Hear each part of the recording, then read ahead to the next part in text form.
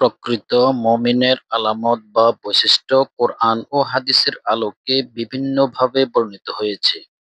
এখানে সংক্ষেপে 10টি প্রধান আলামত তুলে ধরলাম। ১. আল্লাহ ও তার রাসূলের প্রতি পূর্ণ ঈমান, অন্তর দিয়ে বিশ্বাস করা ও প্রকাশ্যে স্বীকার করা। ২.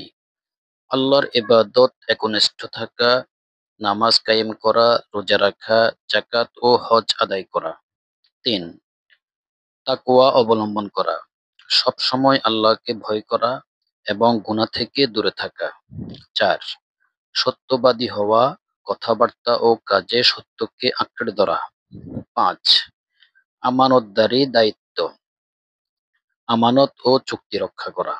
৬. আখলাক সুন্দর হওয়া, অন্যের সাথে নম্র, দয়ালু, সহানুভূতিশীল ও সদাচারী হওয়া। ৭.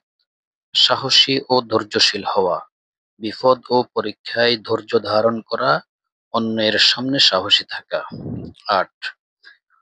মন্দ কাজ থেকে বিরত থাকা, গীবত, মিথ্যা, প্রতারণা, জুলুম, অশ্লীলতা ইত্যাদি থেকে বিরত থাকা। ৯. আল্লাহর পথে ইনসাফ করা, দান খয়রাত করা, অভাবীদের সাহায্য করা। ১০. আল্লাহর স্মরণে জীবিত থাকা, প্রতিটি কাজে আল্লাহর স্মরণ করা, কোরআন তিলাওয়াত ও জিকিরে অভ্যস্ত থাকা।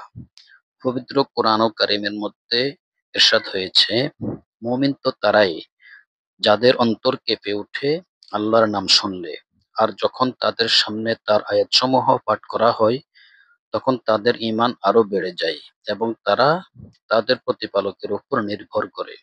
সূরা আনফাল। সম্মানিত দর্শক, ভিডিওটি ভালো লাগলে অবশ্যই সাবস্ক্রাইব করে পাশে থাকার অনুরোধ রইল। ধন্যবাদ। আল্লাহ হাফেজ। আসসালামু আলাইকুম।